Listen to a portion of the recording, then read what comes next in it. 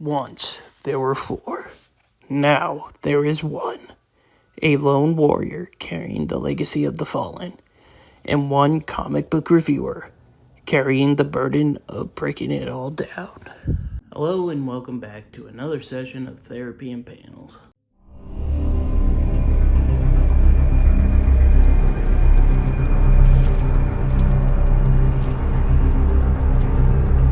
Today we will be looking at a story about the epic emotional journey of the last remaining warrior of his clan trying to gain revenge for them.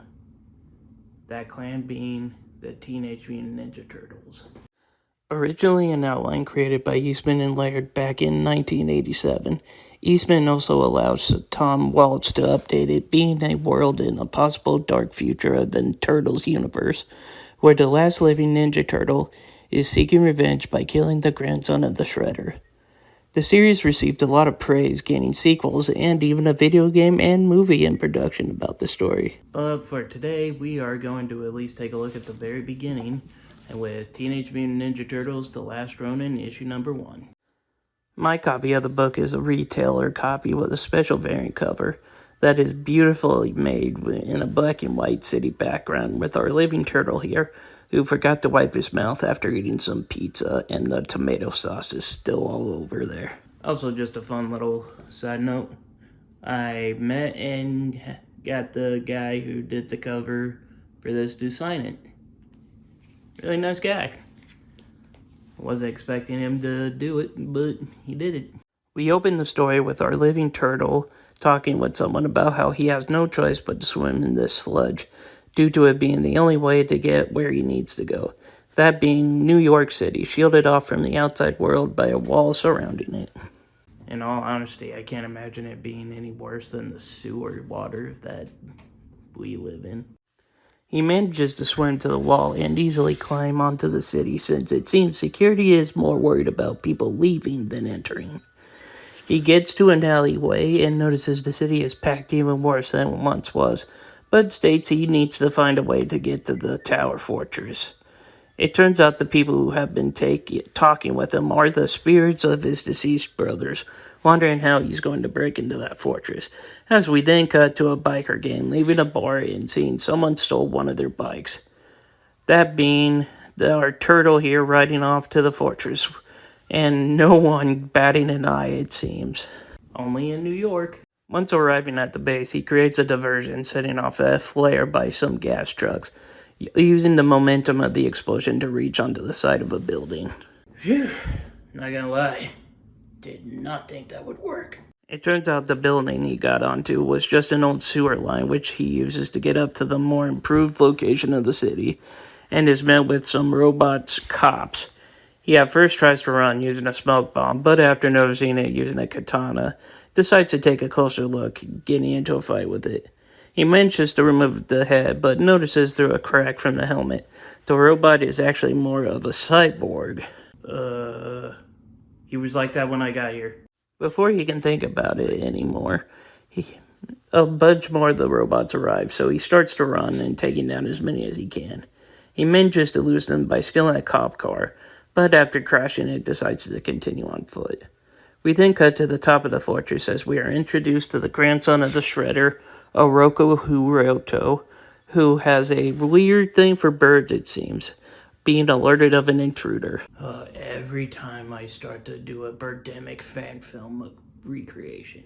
The Ronin gets a ride up to the delivery entrance of the fortress and takes another bike to quickly gain access to the gate, and also destroying the gates to get by him some time.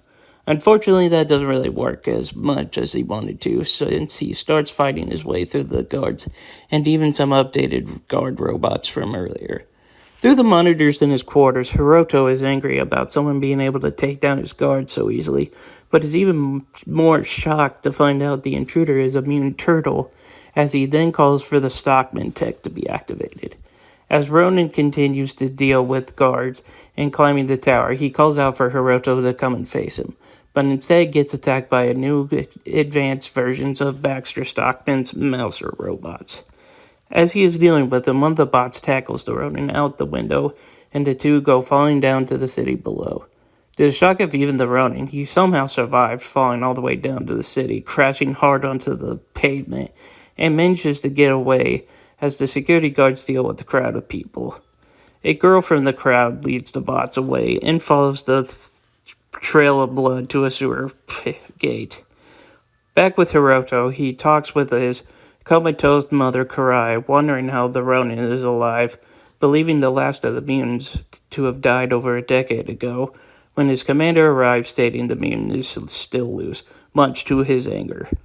Down in the sewers, the Ronin, believing he has failed and believes to be dying, decides to end things in a way for him to have honor in the afterlife.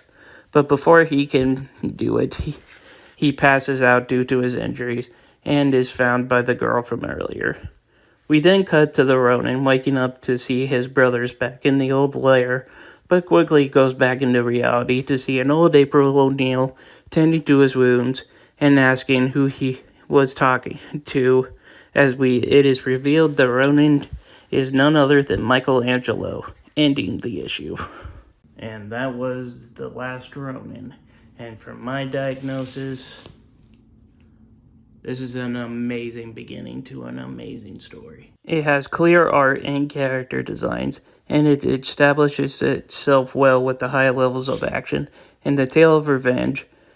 And I don't even know about anyone else. I personally love that the last turtle was revealed to be Michelangelo. Mostly just because out of the four of them, he is not the one you would expect to be used for a story like this. And with that, that is the end of today's session. I'd like to thank you all for attending. As always, if you like the video, please leave a like, comment, and subscribe. And I also have two little things to say. One is I saw that the channel has hit a milestone of 50 subscribers.